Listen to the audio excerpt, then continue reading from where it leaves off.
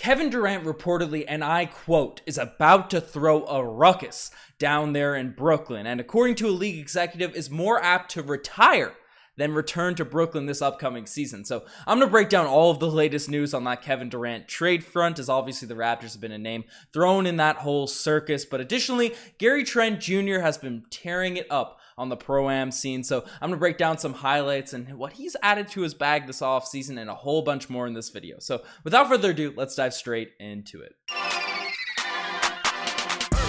Hello everybody, Ben Rogers here at the Raptor side, just breaking down the latest Toronto Raptors news. And folks, if you haven't hit that subscribe button, definitely press if you want to stay up to date on everything latest Toronto Raptors. We got some big stuff planned for this upcoming season, so definitely don't want to miss out. So definitely hit that subscribe button. But we got some news to report on today, and we have an interesting one involving Kevin Durant, quote, being more apt to retire than play for the Brooklyn Nets again. And this one is just straight up wild. And so many people, especially when this trade request initially came out, said Kevin Durant loves basketball too much to pull a young socialite, do that drama. But you know what? We have the animation here for the young socialite. We were playing this the entire offseason last year when we were speculating about a star not playing over the course of the season, and ironically, he goes to the Brooklyn Nets. Well, some of the young socialite may have rubbed off onto Kevin Durant because the reports continue to get wilder and wilder in terms of why he wants to leave and what he may do if he's not traded from the Brooklyn Nets. And I know a lot of Raptors fans, the taste for Kevin Durant, obviously we were on that quest to acquire KD at the start of this offseason. Once that trade request went down, we were initially rumored, but the taste has soured in terms of the potential of KD getting traded here, especially with some of our young stars' potential and promise they've been showing over the summer. But you know, it's still interesting news and could have an impact whether you want KD or not. I just want something to dive sink our teeth into, because this KD stuff is pretty interesting. And this is coming from Brian Windhorst first. So we'll get the big wigs out of the way in terms of what they're saying. And essentially, nothing has happened. The dynamic around Kevin Durant has not changed at all. Durant clearly does not have leverage with the Brooklyn Nets, and we may be here at the end of August and maybe here mid-September. So KD, nothing's changed on the front that he wants a trade, right? KD hasn't had that report come out. He obviously made a big test to Joe Tsai, essentially saying, I want Bobby Marks and Steve Nash out of here, or else, you got to trade me. I'm not playing any of that sort of stuff. He didn't see the direction for the Brooklyn Nets. That was the latest we sunk our teeth into in terms of reports surrounding Kevin Durant.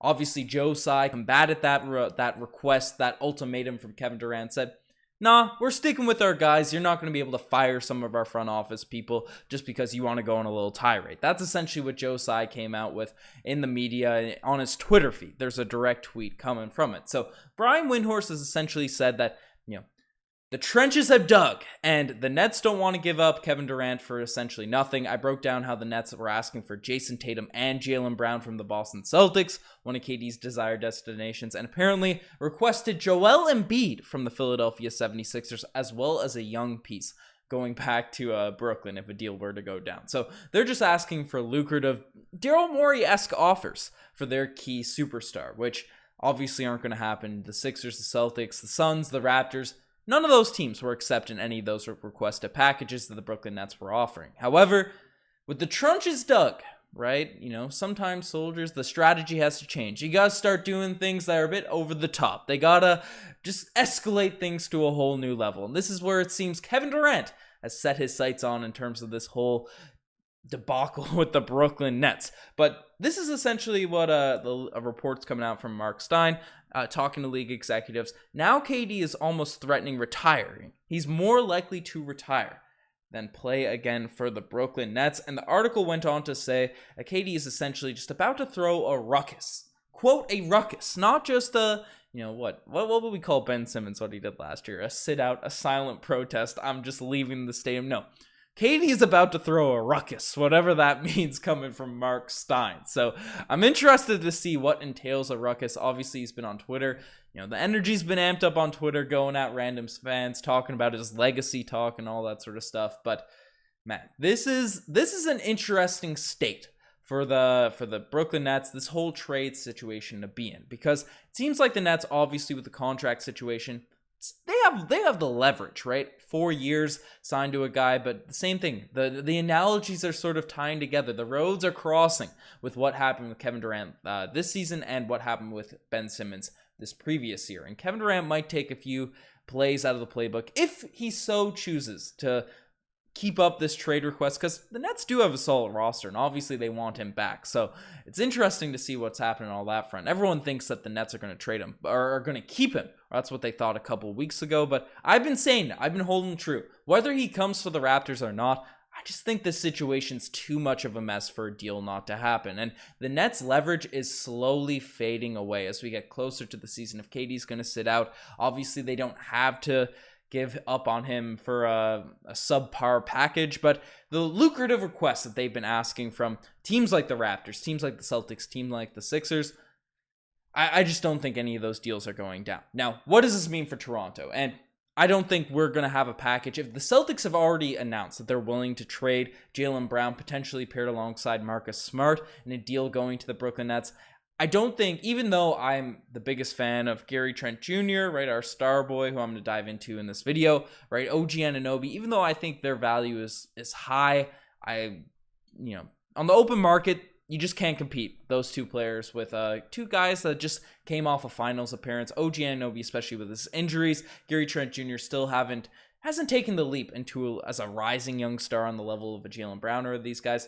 We're just not going to be able to compete with the Celtics on an offer like that. Now, we'll see how those reports, those rumored deals end up going forward. If the Celtics are actually willing to offer Jaylen Brown, how the Nets value a guy like Jaylen Brown. But I don't see, when the Celtics came into the picture, I just thought it became a lot more unlikely for the Raptors to make a deal. But that would have an impact on the Atlantic Division, shaking up that conference, even though the Nets are still an Atlantic Division team. It's going to be an interesting Eastern Conference, regardless of what happens to Kevin Durant next season. So we'll see what happens on that front. But that's the latest update on the Kevin Durant news. The next thing we're talking about, the next thing we're diving into is Gary Trent Jr. exploding in a Pro-Am game. Now, a few weeks back, discussed how Gary Trent Jr. is looking to take a step forward, especially on the defensive end, polish his game. He wants to really, ascend to that two-way star status. But, obviously highlight packages, you don't get too many looks on the defensive end, and that's where apparently Gary's been working really hard this off season. But we're seeing some pretty nifty moves from our main ISO scorer this previous season. Pull the highlight film out here. Gary Trent Jr. working on that step back. Obviously, we know he's icy in those middies, can knock down shots with whoever guarding him, whether it's Pro-Am or NBA level defenders, right? Hitting some step backs, running the court, right? Transition, is that Kyle Lowry-esque? Pulling up from behind the three-point line in transition, full speed. You love to see that. Obviously, he's known for his patented step back, those, off the right foot, off the left foot, coming off whatever side, leaning, and he's just hitting a lot of dribble pull-up shots during these Pro-Am games. Defenders just can't stay in front of Gary, and the fact that these moves, right, he's still working, finishing the lane, this is one that encourages me a bunch because Gary, I think, can take a step up, can improve in terms of finishing around the rim, but the Raptors need a lot more shot creation. The fact Gary seems to be adding a couple more moves to his bag, he's busting out most of the same stuff, and it looks just that much more icy against amateur defenders, right? But Gary, we're going to need his scoring ability. I know he's been involved in a bunch of these trade rumors. Gary's been talked about left, right, and center for a potential central guy in one of these Kevin Durant packages, Donovan Mitchell packages. But these are the highlights at the end here that, throwing the lob off the backboard. But having a couple nice takes, having a couple nice buckets, right? Gary's going to be a central key to the squad, especially with Scotty Barnes getting more and more time, more and more touches, right? That defense, the shooting, I'm hoping the improvements for Scotty Barnes and Pascal Siakam's jump shots translate, but having a shot creator that can knock down buckets off the dribble, being contested and all that sort of stuff, is going to be immensely valuable for this team going forward. So nothing too crazy from those highlights. Apparently he did drop 56 in that game. Obviously, we can't overreact to stat lines in the Pro-Am stuff, but just from the visuals, Gary Trent Jr. is looking good. Now, the big improvements are either going to be his finishing, which we saw a couple takes, or the defense this upcoming year. But the fact that he's in there still has that polished touch. The three-point shot isn't going nowhere, hitting them off the transition. Good signs for the Toronto Raptors. Good signs for the star boy. And, maybe our 23, 24-year-old scoring wing takes that leap this next season. So, I'm just always happy to see the smoothness of a Gary Trent Jr. jump shot. I feel like he's become underrated from a lot of Raptors fans, just given his value and, on the trade market and this short-term contract and stuff. I might make a whole video on that front in the coming weeks, but we'll see what ends up happening. We'll see what ends up occurring. But shout out to Gary Trent Jr. The next thing we're talking about, the next thing we're discussing is no Christmas Day game for the Toronto Raptors. Now, this is something that in years past, a lot of Raptors fans are pretty frustrated about because we were usually, top 3, top 4 in the conference, and we could just never sneak our way into Christmas Day games. Just could never happen. The NBA league hates us, all that sort of stuff. The real reason we don't get Christmas Day games is because they want the American TV partners to be broadcasted on really the first day of the regular season. That's a monumental day outside of day 1, right? Maybe there's nothing really happening on Thanksgiving. You get a cool animations and stuff, but people really start getting excited. The casuals get really excited about the season when it comes to Christmas Day games, right? Football's over and all that sort of stuff. So the Raptors just never really make their way out. But I do want to talk about the teams that are getting a Christmas Day game. It's coming from Shams. And it starts off with the Bucks at Celtics, which makes sense. That was probably the best playoff series in the Eastern Conference last year. Funnest to watch. You get your Sixers at the Knicks. The Knicks got to be in there, Madison Square Garden on Christmas Day. I know the Knicks are usually trash, and we'll see how they are next season with Jalen Brunson. But, the Sixers, Knicks, it's a fine game. We got the Suns at the Nuggets, which, again, kind of a mid-game. The Bucks Celtics is definitely the best so far. I think the Lakers Mavericks could be good if, you get a healthy Anthony Davis, a healthy LeBron James back. We'll see what moves they end up making as we inch closer to the season. Luka Doncic is always ridiculously fun to watch. I guess like Jokic, but there's that. And then to end it off, it's usually, these games are usually late. The late ones on Christmas, but Warriors Grizzlies is always pretty entertaining. And the young Grizzlies coming up, right, trying to make a name for themselves. Obviously, faced off against the Warriors in the playoffs. They're working. I'm spamming this button by accident here in this vid today, but maybe they make a name. They couldn't do it in the playoffs last year, but they want to send a message. We'll see John Morant and all those youngins come out and try to work those Golden State Warriors, NBA championship Golden State Warriors, right on Christmas. So we'll see what ends up happening there. But I think it's an all right slate of games. We'll see how the season plays out to really get a good look of what's going on. The Suns might fall off. The Nuggets with Murray and Michael Porter Jr. coming back. That could be a good game, but nothing too bad, nothing too good I'm seeing from the Christmas Day schedule. But if we win the championship this year, maybe the Raptors will get their way in the following season. But no drama, no shookness from me. And we had that. The one time we did get an opportunity to play on Christmas, we absolutely fumbled the bag. We got smoked by the Boston Celtics. So I'm cool with us not having a Christmas Day game, at least until we really get to that top level in the NBA.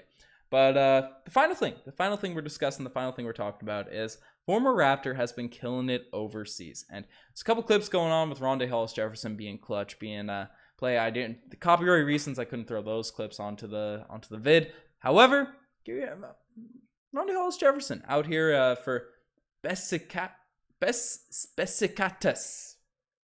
I need the Charles Barkley name animation back because I'm butchering that one there. But averaging 19 points per game, 8 rebounds, and 4 assists. Out here still being a hustle man, chap.